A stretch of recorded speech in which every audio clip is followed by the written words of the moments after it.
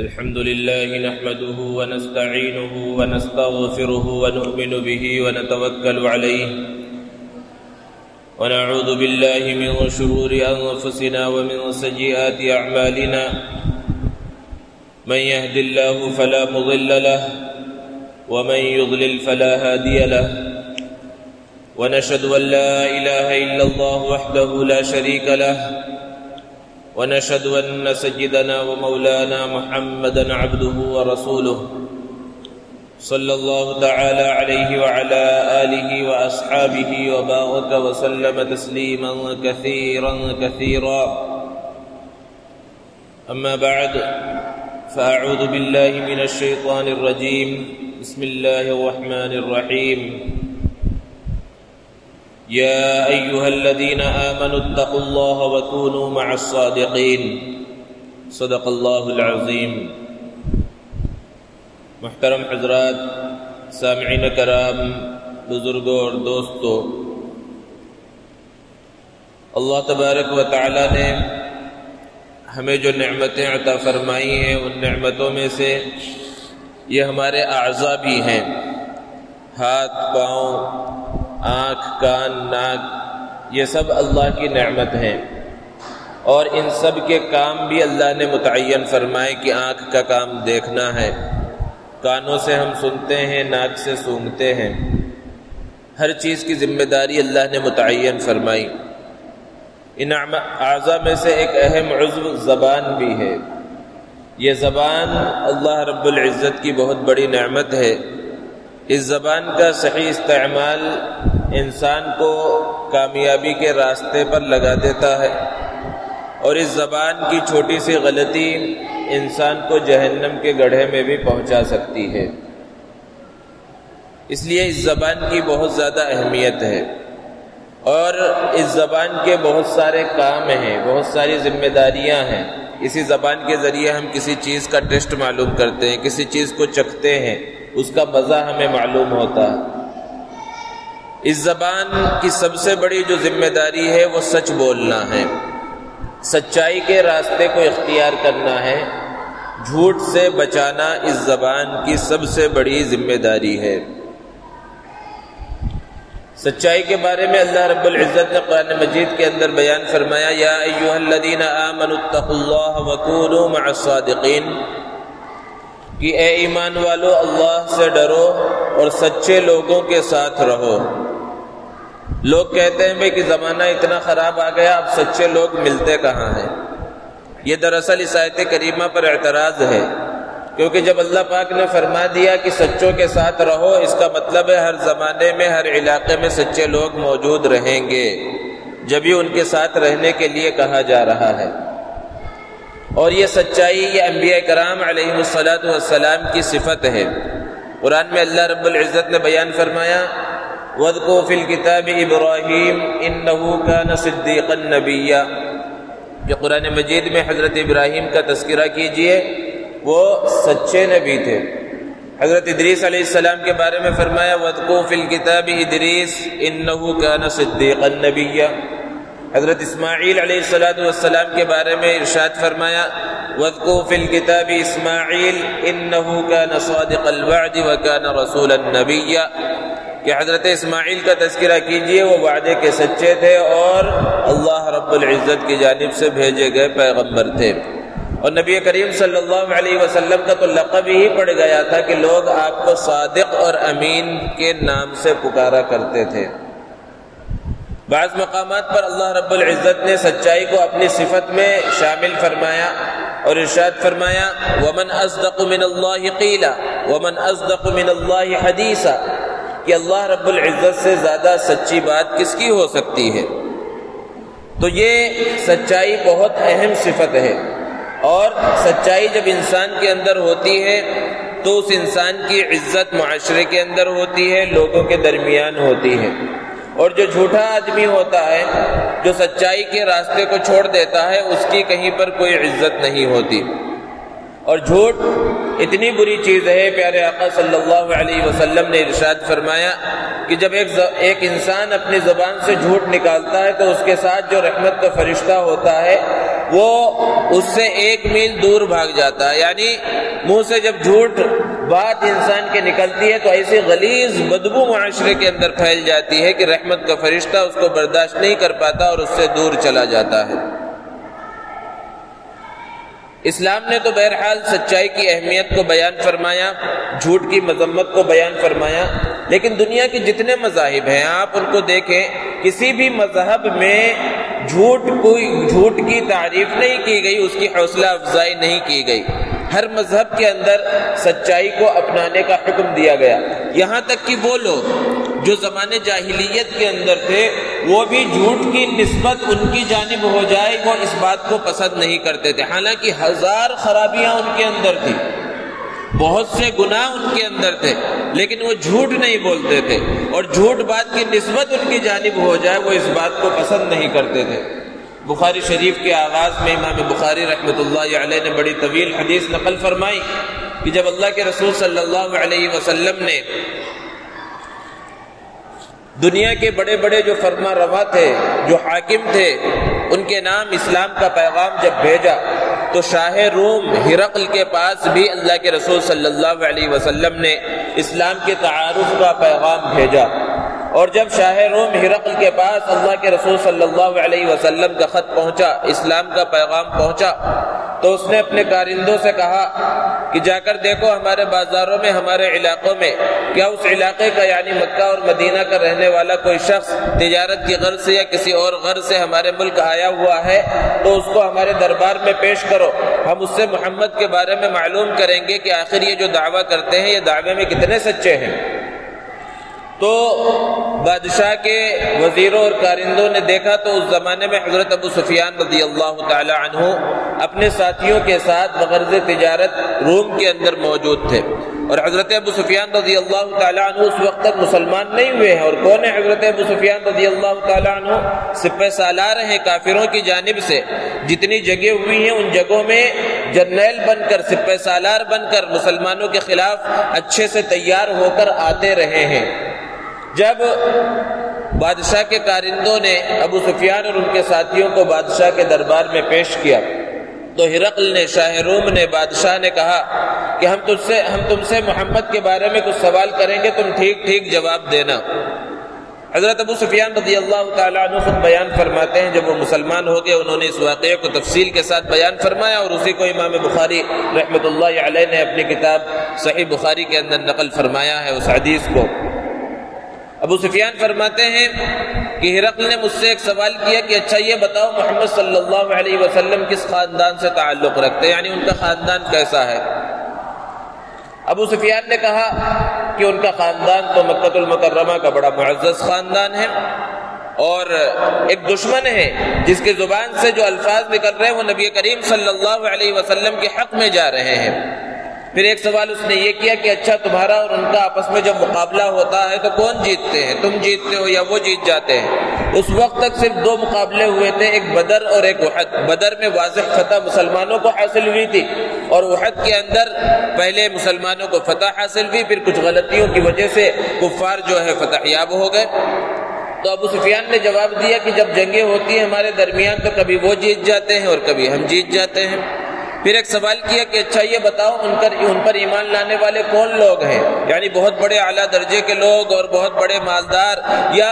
غریب غربا ہیں اور چھوٹے درجے کے لوگ ہیں. ابو سفیان نے جواب دیا کہ ان پر ایمان لانے والے اکثریت ایسے لوگوں کی ہے جو نچلے درجے میں شمار کیے جاتے ہیں، جن کا شمار غربا کے اندر ہوتا ہے. شاہ روم ہرقل نے جواب دیا کہ جو بھی اللہ کا سچا نبی ہوتا ہے ابتدا میں اس کے ماننے والے ایسے ہی لوگ ہوتے ہیں. اور ایسے بہت سارے سوالات ہرقل نے کیے اور ابو سفیان نے ان کے جواب دیے. حضرت ابو سفیان خود بیان فرماتے ہیں کہ جب ہرقل مجھ سے سوال کر رہا تھا، وہ شاہ روم ایک سپر پاور طاقت کا مالک مجھ سے سوال کر رہا تھا، تو میرے دل کے اندر یہ خواہش پیدا ہو رہی تھی کہ کوئی ایسی بات میں جواب میں کہوں جس سے غلط تاثر محمد عربی صلی اللہ علیہ وسلم کے بارے میں پیدا ہو جائے. لیکن چونکہ وہ سوال کر رہا تھا اور میرے ساتھ میرے ماتحت لوگ بھی موجود تھے اور میں جھوٹ بول نہیں سکتا تھا، اس لیے میں جو بھی جواب دے رہا تھا اس سے حضور اکرم صلی اللہ علیہ وسلم کی تعریف ہی ہو رہی تھی.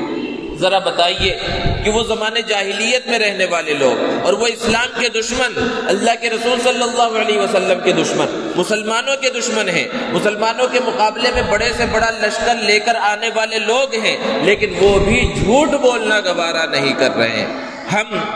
اپنے آپ کا محاسبہ کریں کہ ہم نام لیوا ہیں اللہ کے رسول صلی اللہ علیہ وسلم کے، ہم امتی ہیں محمد عربی صلی اللہ علیہ وسلم کے، اور ہماری زندگی کس طرح جھوٹ کے اندر گزر رہی ہے۔ تجارت میں جھوٹ، کاروبار میں جھوٹ، صبح جھوٹ، شام جھوٹ، رشتہ داریوں کے اندر جھوٹ، ہر جگہ جھوٹ کے اندر ہماری زندگی گزر رہی ہے اور ہم کو اس کا خیال بھی نہیں ہے۔ جبکہ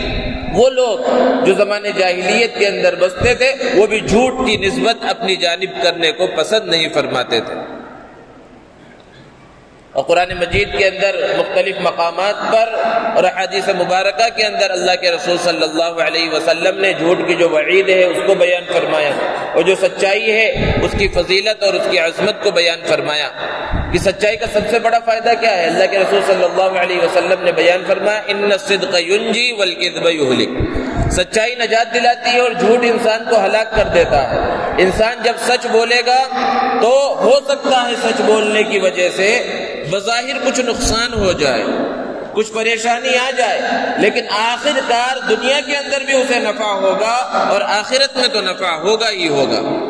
اور جھوٹ کے بارے میں فرمایا والکذب یہلک، جھوٹ ہلاک کر دیتا ہے۔ بظاہر میں ایسا محسوس ہوتا ہے کہ ہم اگر جھوٹ بولتے تو یہاں ہم کامیاب ہو جائیں گے، سزا سے بچ جائیں گے، پریشانیوں سے بچ جائیں گے، اور ہو سکتا ہے جھوٹ بولنے کی وجہ سے بظاہر وقتی طور پر فائدہ بھی نظر آ رہا ہو اور انسان سوچ رہا ہو میں نے کیسے لوگوں کو جھوٹ بول کر بیوقوف بنا دیا، کیسے میں کامیاب ہو گیا، لیکن آخر کار خسارہ اور نقصان اس کی قسمت میں لکھ دیا جاتا ہے۔ دنیا میں اگر بچ بھی گیا نہ بھی نقصان ہوا تو آخرت کا بہت بڑا نقصان وہ باقی ہے۔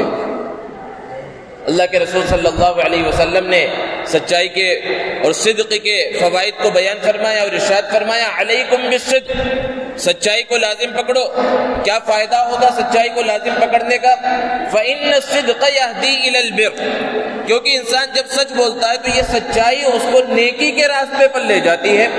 انسان نیک کاموں کے اندر مشغول ہو جاتا ہے، اور جب نیک کاموں میں مشغول ہوتا ہے تو پھر کیا ہوتا ہے؟ اللہ کے رسول صلی اللہ علیہ وسلم نے ارشاد فرمایا وَإِنَّ الْبِرَّ يَهْدِي إِلَى الْجَنَّةِ، اور نیکی انسان کو جنت تک پہنچا دیتی ہے، کیونکہ جب اچھے اعمال کرے گا، نیکیوں کے اندر مشغول ہوگا تو وہ اس کو جنت کے اندر پہنچائے گی۔ اور پھر آگے بیان فرمایا وَمَا يَزَالُ الرَّجُلُ يَصْدُقُ وَيَتَحَرَّى الصِّدْقَ حَتَّى يُكْتَبَ عِندَ اللَّهِ صِدِّيقًا، کہ ایک آدمی ہے جو ہمیشہ سچائی کی فکر میں لگا رہتا ہے، سچائی کی کوشش میں رہتا ہے۔ جھوٹ بولنے کا موقع آ گیا، جھوٹ بول کر بچ کر نکل سکتا تھا، لیکن پھر بھی وہ جھوٹ کے قریب نہیں جاتا، وہ سچائی کے دامن کو پکڑے رہتا ہے۔ اللہ کے رسول صلی اللہ علیہ وسلم نے فرمایا حَتَّى يُكْتَبَ عِندَ اللَّهِ صِدِّيقًا، اللہ کے رجسٹر میں سچوں میں نام لکھ دیا جاتا ہے، اس کا نام صدیق لکھ دیا جاتا ہے کہ اچھا سچ بولنے والا۔ اور یہ جو صدیق ہیں ان کا کیا مقام و مرتبہ ہے؟ قرآن میں بیان فرمایا اولئک الذین انعم اللہ علیہم من النبیین والصدیقین والشہداء والصالحین، انبیاء کے ساتھ تذکرہ فرمایا کہ اللہ نے جن پر انعام فرمایا ہے ان میں انبیاء کی جماعت ہے، سچ بولنے والوں کی جماعت ہے، شہداء کی جماعت ہے، نیک لوگوں کی جماعت ہے۔ تو جب انسان سچ بولتا ہے تو یہ فائدہ حاصل ہوتا ہے، اس کا یہ مقام اور یہ مرتبہ ہوتا ہے۔ اور آگے فرمایا جھوٹ کا نقصان کیا ہے؟ فرمایا پیارے آقا محمد عربی صلی اللہ علیہ وسلم نے وَإِيَّاكُمْ وَالْكِذْبَ، جھوٹ سے بچو، کیونکہ نقصان کیا ہے؟ فَإِنَّ الْكِذْبَ يَهْدِي إِلَى الْفُجُورِ، کیونکہ جھوٹ انسان کو گناہ کے راستے پر لے کر جاتا ہے۔ اور پھر گناہ کا نقصان کیا ہوتا ہے؟ وَإِنَّ الْفُجُورَ يَهْدِي إِلَى النَّارِ، یہ گناہ انسان کو جہنم تک پہنچا دیتا ہے۔ اور پھر اور کیا نقصان ہے؟ فرمایا وَمَا يَزَالُ الرَّجُلُ يَكْذِبُ وَيَتَحَرَّى الْكِذْبَ حَتَّى يُكْتَبَ عِندَ اللَّهِ كَذَّابًا، کہ ایک آدمی ہے جو ہمیشہ جھوٹ میں لگا رہتا ہے، جھوٹ ہی اس کے اوپر سوار رہتا ہے، کہیں سچ بول کر بھی بچ سکتا تھا لیکن وہاں بھی وہ جھوٹ ہی بولتا ہے، تو پھر کیا ہوتا ہے؟ حَتَّى يُكْتَبَ عِندَ اللَّهِ كَذَّابًا، اللہ کے رجسٹر میں اسے جھوٹوں میں شمار کر دیا جاتا ہے۔ کذاب بہت بڑا جھوٹا اس کے نام کے ساتھ لکھ دیا جاتا ہے۔ یہ جھوٹ کی خرابی ہے۔ اور جھوٹ ایک ایسا گناہ ہے، ایسی خطرناک بیماری ہے کہ صرف اس جھوٹ کی وجہ سے انسان بہت سارے گناہوں میں مبتلا ہوتا ہے۔ جیسے کہ ایک محاورہ ہے کہ ایک جھوٹ کو سچ کرنے کے واسطے پھر 100 جھوٹ بولنے پڑتے ہیں، اور پہلے ہی مرحلے پر اگر سچ بول دیتا تو ہو سکتا ہے پریشانی آ جاتی، لیکن پھر معاملات درست ہو جاتے، لیکن پہلے مرحلے میں اس نے جھوٹ بول دیا۔ اب اس جھوٹ کو سچ کرنے کے واسطے اگلی جگہ بھی جھوٹ بولنا پڑے گا، اس کے پاس بھی جھوٹ بولنا پڑے گا، اس کے پاس بھی جھوٹ بولنا پڑے گا، اور جھوٹ پر جھوٹ چلتا ہی رہے گا، اور اس جھوٹ کی وجہ سے کئی گناہوں کے اندر مبتلا ہو جائے گا۔ اللہ کے رسول صلی اللہ علیہ وسلم کے پاس ایک شخص آیا اور اس نے کہا، اللہ کے رسول، آپ نے جو پیغام دنیا کے سامنے رکھا ہے، مجھے آپ کا وہ پیغام بہت پسند آیا، اور میں آپ کے اس پیغام کو قبول کرنا چاہتا ہوں، لیکن میں چند گناہوں کے اندر مبتلا ہوں، میں ان گناہوں کو نہیں چھوڑوں گا، لیکن پھر بھی میں مسلمان ہونا چاہتا ہوں۔ آپ صلی اللہ علیہ وسلم نے پوچھا، کون سے گناہ؟ تو اس شخص نے کہا، میں زنا کے اندر مبتلا ہوں، میں چوری کے اندر مبتلا ہوں، اور میں شراب نوشی کا عادی ہوں، اسی طرح میں جھوٹ بھی بولتا ہوں۔ یہ 4 بڑے گناہ ہیں۔ آپ کی خاطر، چونکہ آپ کے دربار میں آیا ہوں، آپ پر، آپ کے خدا پر میں ایمان لانا چاہتا ہوں، آپ کی خاطر صرف ان 4 گناہوں میں سے ایک گناہ کو چھوڑنے کے لیے تیار ہوں۔ اب ذرا بتائیے، آج کے زمانے میں کسی مولوی کے پاس کوئی آدمی آ جائے اور کہے مجھے زنا کی اجازت دو اور مجھے جو ہے شراب پینے کی اجازت دو، مسجد میں آ کر وہ اس طرح کا سوال کرے تو لوگ لاٹھی لے کر اس کے پیچھے پڑیں گے۔ ایک وہ اللہ کے رسول صلی اللہ علیہ وسلم کی ذات گرامی تھی، اللہ کے رسول صلی اللہ علیہ وسلم حلیم جو آپ کو کہا گیا، بردبار، برداشت کا مادہ، کہ ایک شخص آ رہا ہے، زنا کی اجازت مانگ رہا ہے، چوری کی اجازت مانگ رہا ہے، شراب کی اجازت مانگ رہا ہے، جھوٹ بولنے کی اجازت مانگ رہا ہے۔ اللہ کے رسول صلی اللہ علیہ وسلم کے اندر وہ حکمت تھی، آپ صلی اللہ علیہ وسلم نے بہت ہی برداشت کے ساتھ اس کو سنا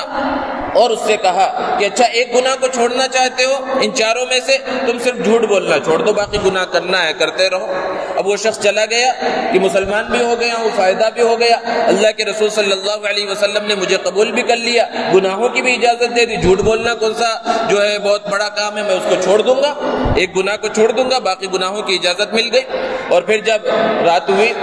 اس کے دل کے اندر زنا کا داعیہ پیدا ہوا، زنا کے واسطے جب اس کے قدم باہر نکلے، فوراً دل میں خیال آیا کل کے دن اللہ کے رسول صلی اللہ علیہ وسلم کی مجلس میں حاضر ہونا ہے، اور اگر آپ نے سوال کر لیا کہ کیا تم زنا میں مبتلا ہوئے تھے،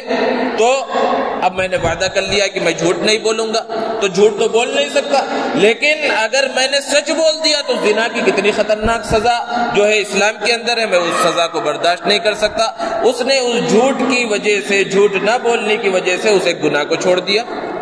پھر شراب پینے کی خواہش پیدا ہوئی، پھر دل کے اندر خیال آیا کل کے دن اللہ کے رسول صلی اللہ علیہ وسلم کی مجلس میں حاضری ہوگی، آپ پوچھیں گے تو چونکہ جھوٹ نہ بولنے کا وعدہ میں نے کیا ہے، جھوٹ تو بول نہیں سکتا، اور اگر کہہ دیا میں نے شراب پی ہے تو پھر 80 کوڑے مجھے مارے جائیں گے۔ پھر اس نے شراب کو بھی رکھ دیا، پھر اور رات کی تاریکی پیدا ہو گئی اور اپنے جو اصل کام پر نکلنا چاہتا تھا چوری کرنے کے واسطے، تو پھر اب اس کے دل کے اندر خیال آیا جب اس نے چوری کے اوزار وغیرہ اٹھائے کہ کل کے دن جب اللہ کے رسول صلی اللہ علیہ وسلم کے دربار میں حاضری ہوگی اور آپ پوچھیں گے کیا تم نے چوری کی، تو میں نے تو وعدہ کر لیا کہ میں جھوٹ نہیں بولوں گا، اور اگر میں نے اقرار کر لیا تو میرے ہاتھ کو کاٹ دیا جائے گا۔ اور اس طرح ایک گناہ کو چھوڑنے کی وجہ سے، وہ اللہ کے رسول صلی اللہ علیہ وسلم کے حکیمانہ فیصلے کی وجہ سے، اس ایک جھوٹ کو چھوڑنے کی وجہ سے وہ 3 بڑے بڑے گناہوں سے بچ گیا، اور یہی اس جھوٹ کی حقیقت ہے۔ اسی لیے اس کو تمام برائیوں کی جڑ بھی کہا جاتا ہے کہ انسان صرف یہ تہیہ کر لے، یہ ارادہ کر لے، پختہ ارادہ کر لے کہ جھوٹ کبھی نہیں بولے گا، نہ تجارت کے اندر، نہ کاروبار میں، نہ والدین کے سامنے، نہ اساتذہ کے سامنے، نہ دوست و احباب میں، کہیں پر بھی جھوٹ نہیں بولے گا، تو وہ جھوٹ کے گناہ سے تو بچے گا ہی بچے گا، ساتھ ہی ساتھ صدیقین میں اس کا شمار ہوگا، اور بہت سارے گناہوں سے وہ بچ جائے گا۔ شیخ عبد القادر جیلانی رحمۃ اللہ علیہ کے نام سے کون مسلمان نا واقف ہے؟ کتنا بڑا مقام و مرتبہ، اور بارہا ہم نے ان کے بچپن کے واقعے کو سنا کہ جب بغداد علم کے حصول کے لیے وہ ایک قافلے میں شامل ہو کر تشریف لے جانے لگے، قافلے کو ڈاکوؤں نے گھیر لیا اور قافلے کا سارا مال و اسباب لوٹ لیا۔ ایک ڈاکو ان کے پاس بھی آیا اور پوچھا بچے تمہارے پاس کیا ہے؟ انہوں نے کہا میرے پاس 40 اشرفیاں ہیں۔ بظاہر اشرفیاں نظر نہیں آ رہی تھی، ان کی والدہ نے ان کی آستین کے جیب کے اندر سل دیا تھا اس کو۔ تو اس ڈاکو نے یہ سمجھا ہے کہ چھوٹا سا بچہ مجھ سے مذاق کر رہا ہے، اور ڈاکو کے سردار کے پاس پکڑ کر لے کر گیا اور کہا کہ یہ کہتا ہے کہ میرے پاس 40 اشرفیاں ہیں۔ تو جب ڈاکوؤں کے سردار نے پوچھا کہ کہاں ہیں 40 اشرفیاں، تو انہوں نے بتلا دیا ہے دیکھو میرے جیب کے اندر سلی ہوئی ہیں، یہاں پر چھپی ہوئی ہیں۔ تو بادشاہ اس ڈاکوؤں کے سردار کو بڑا تعجب ہوا اور کہا اگر تم چاہتے تو ہم سے جھوٹ بول سکتے تھے اور کہہ سکتے تھے کہ ہمارے پاس کچھ نہیں ہے، اور ہو سکتا ہم تمہاری تلاشی لیتے اور ہمارے ہاتھ وہاں تک نہ پہنچتے۔ اور یہ 40 اشرفیاں کوئی معمولی نہیں، سونے کے سکے کو اشرفی کہا جاتا ہے، بہت بڑی قیمتی ہے، تم آگے سفر کر رہے ہو، آگے اسے خرچ کرنا تھا، تمہاری زندگی پڑی ہوئی تھی، یہ بچ جاتے اور تم جو ہے صحیح سالم اس کو لے کر نکل سکتے تھے۔ حضرت شیخ عبد القادر جیلانی رحمۃ اللہ علیہ نے جواب دیا کہ جب میں نے سفر کا ارادہ کیا تو میری والدہ نے مجھے ایک نصیحت کی کہ بیٹا سچائی کے دامن کو کبھی نہ چھوڑنا۔ کیا ان معمولی 40 اشرفیوں کے واسطے میں اپنی ماں کی نصیحت کو چھوڑ دیتا؟ ڈاکوؤں کے سردار پر بڑا اثر ہوا اور اس کے دل کے اندر فوراً خیال آیا کہ ایک یہ بچہ ہے جو ماں کی نصیحت کو چھوڑنے کے واسطے تیار نہیں ہے، اور ایک ہم ہیں جو اللہ کے پیغام کی کھلم کھلا دجیاں اڑا رہے ہیں۔ اور اس نے اور اس کے ساتھیوں نے اسی وقت توبہ کے قافلے کا مال و اسباب بھی واپس کر دیا، سب کچھ۔ تو یہ سچائی کا فائدہ ہوتا ہے کہ سچائی جب انسان اختیار کر لیتا ہے تو اس کی وجہ سے بہت سارے کام بنتے چلے جاتے ہیں۔ اور جھوٹ کا نقصان کیا ہوتا ہے؟ بچوں کی کتاب میں ایک واقعہ لکھا ہوا ہے کہ ایک چرواہا تھا اور اس کو جو ہے لوگوں سے مذاق کرنے کا خیال پیدا ہوا، اپنی بکریاں چرا رہا تھا جنگل کے اندر، وہاں پر اس نے آواز لگائی جھوٹے کہ بھیڑیا آ گیا، بھیڑیا آ گیا۔ اب لوگ اس کی مدد کے واسطے پہنچے کہ بھیڑیے سے بکریوں کو بچا سکے، بکریوں کی ریوڑ کی حفاظت کر سکے تاکہ اس کا نقصان نہ ہو۔ جب وہاں پر لوگ پہنچے اپنے گاؤں سے تو اس نے ہنس کر مذاق کیا کہ یہاں تو کوئی بھیڑیا نہیں ہے، اور لوگ واپس چلے گئے غصے میں۔ پھر دوسرا دن ہوا، پھر اس نے اسی طرح شور لگائی، آواز لگایا کہ بھیڑیا آیا، بھیڑیا آیا۔ لوگ پھر مدد کے واسطے گئے، وہاں کوئی بھیڑیا نہیں تھا۔ اس کو خوشی ہوئی کہ لوگ جو ہے خامخواہ گاؤں سے بھاگ کر یہاں تک آ رہے ہیں، پریشان ہو رہے ہیں۔ تیسرے دن حقیقت میں بھیڑیا آ گیا، اب وہ آواز لگا رہا ہے بھیڑیا آیا، بھیڑیا آیا۔ اب لوگوں نے سوچا یہ تو ویسے ہی مذاق کرتا رہتا ہے، اب کسی نے اس کی جانب توجہ ہی نہیں کی، اور وہ بھیڑیے نے ریوڑ میں خوب ادھم مچائی، کئی کو زخمی کیا، کئی کو ہلاک و تباہ و برباد کر دیا بکریوں کو۔ تو یہ نقصان حقیقت میں ہوتا ہے کہ انسان جب جھوٹ بولنے لگتا ہے اس کی وقعت ختم ہو جاتی ہے، اس کی عزت ختم ہو جاتی ہے۔ اور صرف جھوٹ ہی نہیں، اس زبان کو اگر صحیح انداز میں استعمال نہ کیا جائے، زبان سے سچائی کو نہ اپنایا جائے، اور زبان کو برے کاموں میں، جیسے اس کے بہت سارے خراب کام ہیں زبان کے، ایک ایک کی زبان صاف ستھری نہیں ہے، ارے ترے سے ہر ایک سے بات کرتا ہے، گالیاں دیتا ہے، برا بھلا بولتا ہے، برے نام سے لوگوں کو پکارتا ہے، تو ایسے شخص کا حال کیا ہو جاتا ہے؟ اس کے دوست کم ہو جاتے ہیں، اس سے ملنے جلنے والے کم ہو جاتے ہیں۔ وہ کسی راستے پر آتا ہے، لوگ دیکھتے ہیں راستہ بدل لیتے ہیں کہ وہ آ رہا ہے، اب اس سے ملیں گے، ہماری زبان خراب ہوگی، ہمیں غلط باتیں سننا پڑے گی۔ یہ کیوں ہوتا ہے؟ زبان کو جب صحیح انداز میں استعمال نہیں کر رہا ہے تو اس کی وجہ سے لوگ اس سے کٹنے لگتے ہیں، اس کی عزت معاشرے کے اندر ختم ہو جاتی ہے، لوگ اس سے ملنا جلنا چھوڑ دیتے ہیں۔ یہ کب ہوتا ہے؟ جب انسان اپنی زبان کو صحیح انداز میں استعمال نہیں کرتا۔ ہم یہ سمجھتے ہیں جھوٹ کے بارے میں کہ جھوٹ بس یہی ہے کہ کسی نے کوئی بات پوچھی، سچ بولنے کے بجائے جھوٹ بول دینا، بس یہی جھوٹ ہم سمجھتے ہیں۔ حالانکہ یہ جھوٹ کا ایک حصہ ہے صرف۔ آج جس طرح زمانہ ترقی کر رہا ہے اس اعتبار سے جھوٹ کے دائرے بھی بہت زیادہ پھیل گئے ہیں، الگ الگ انداز میں جھوٹ بولا جا رہا ہے اور عام انسان اس کو جھوٹ سمجھتا ہی نہیں ہے۔ اس میں سے ایک چیز ہے جھوٹا میڈیکل سرٹیفکیٹ بنوانا، کہ ایک آدمی کہیں پر ملازم ہے اور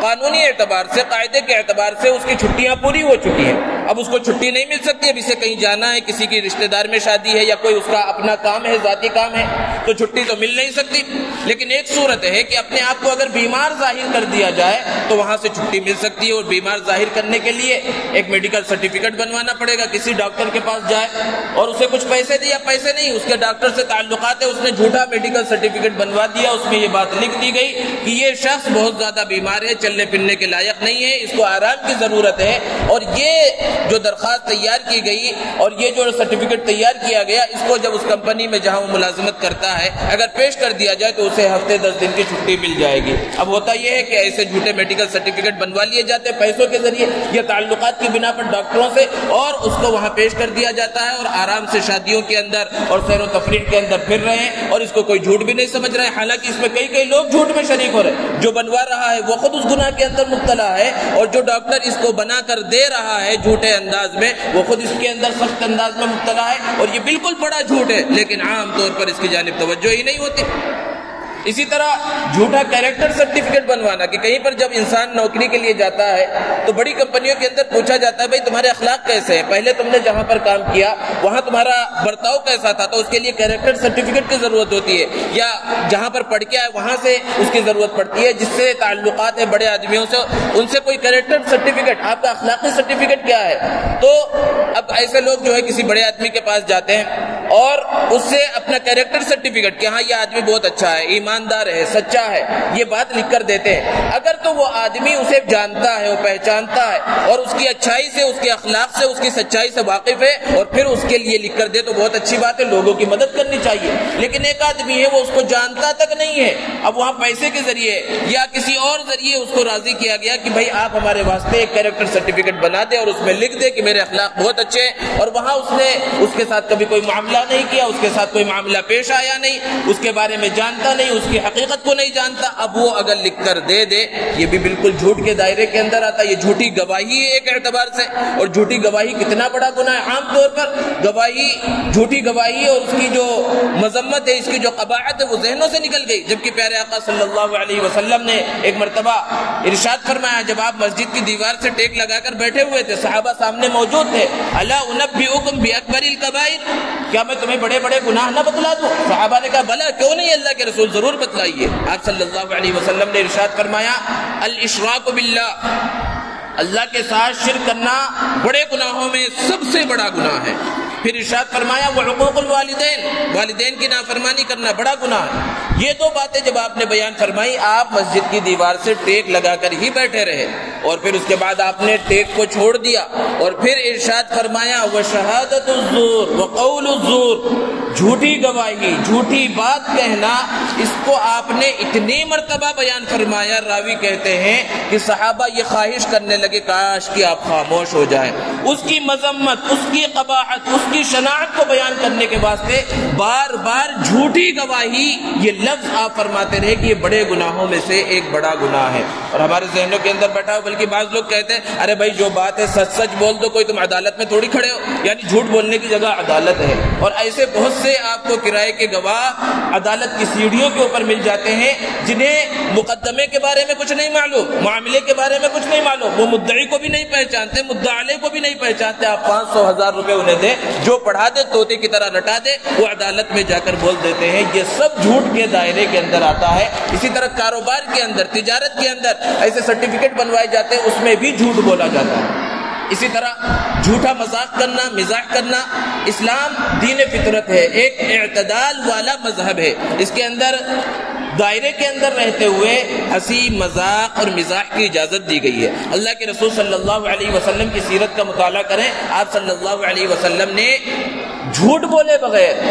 لوگوں سے مزاح بھی کیا ہے۔ ایک بوڑھی عورت اللہ کے رسول صلی اللہ علیہ وسلم کے پاس آئی اور عرض کیا اللہ کے رسول میرے لیے دعا فرما دے کہ اللہ مجھے جنت میں داخل فرما دے۔ آپ صلی اللہ علیہ وسلم نے ازراہ مزاح کہا کوئی بوڑھی عورت جنت میں داخل نہیں ہوگی، وہ رونے پیٹنے لگی۔ اللہ کے رسول صلی اللہ علیہ وسلم نے فرمایا کوئی یہ جو جھوٹ بات نہیں ہے، کیونکہ اللہ تعالیٰ جس کو بھی جنت میں داخل فرمائیں گے اسے جوان بنا کر جنت میں داخل فرمائیں گے۔ اس طرح کے بہت سارے واقعات ہیں۔ ابھی یہ مارچ کا مہینہ چل رہا ہے، چند دنوں میں اپریل کا آغاز ہوگا، اور 1 اپریل کو اپریل فل کہا جاتا ہے۔ وہ اپریل فل کے اندر یہی جھوٹ بات ہے کہ کسی کے سامنے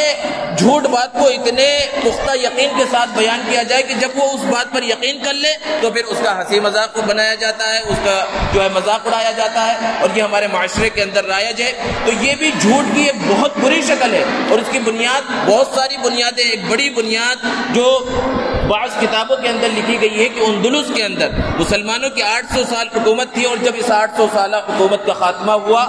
بے شمار مسلمانوں کو شہید کر دیا گیا، لیکن بہت سارے مسلمان بچ گئے، اور عیسائیوں کی حکومت جب آ گئی وہاں پر تو ان مسلمانوں نے بھی عیسائیوں کا حلیہ اپنا لیا تاکہ وہ محفوظ رہے، وہ مرنے سے محفوظ رہ جائے، اور اس طرح اپنے ایمان کو باقی رکھا، لیکن حلیہ انہوں نے بدل لیا۔ اب ان کو بڑی فکر بھی کہ کس طرح ان کو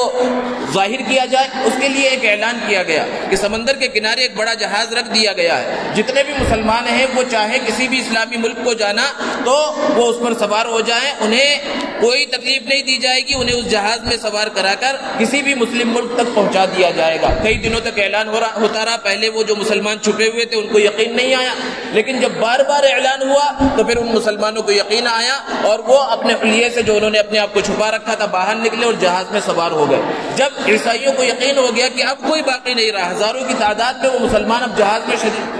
سوار ہو گئے، اب وہ جہاز سمندر میں چلا اور پہلے سے بنے پلان کے مطابق سمندر کے بیچ میں اس جہاز کو ڈبا دیا گیا اور اس طرح ہزاروں مسلمان وہاں شہید ہو گئے۔ اور جس دن اس جہاز کو ڈبایا گیا وہ 1 اپریل کی تاریخ تھی۔ اس دن چونکہ انہوں نے مسلمانوں کے ساتھ مذاق کر کے مذاق بنا کر انہیں شہید کیا تھا تو ہنسی مذاق بنایا جاتا ہے، کہا جاتا ہے کہ یہ اس کی تاریخ ہے۔ کیا ایک مسلمان یہ سوچ سکتا ہے کہ وہ اپریل فل جس کی بنیاد ہی اسلام دشمنی مسلمانوں کے قتل پر رکھی گئی ہے، ایک مسلمان اس کے اندر شامل ہو سکتا ہے، شریک ہو سکتا ہے؟ والدین کی، سرپرستوں کی، سب کی ذمہ داری ہے کہیں پر بھی بچے ایسی بات کرے تو انہیں سچائی کی اہمیت کو بتایا جائے اور ان جھوٹے مذاق کی اور جھوٹے بات کی جو ہے مذمت اور قباحت کو بیان کیا جائے۔ اللہ رب العزت سے دعا ہے اللہ تبارک و تعالی ہمیں سچائی کو اپنانے کی توفیق عطا فرمائے۔ وآخر دعوانا الحمدللہ رب العالمین۔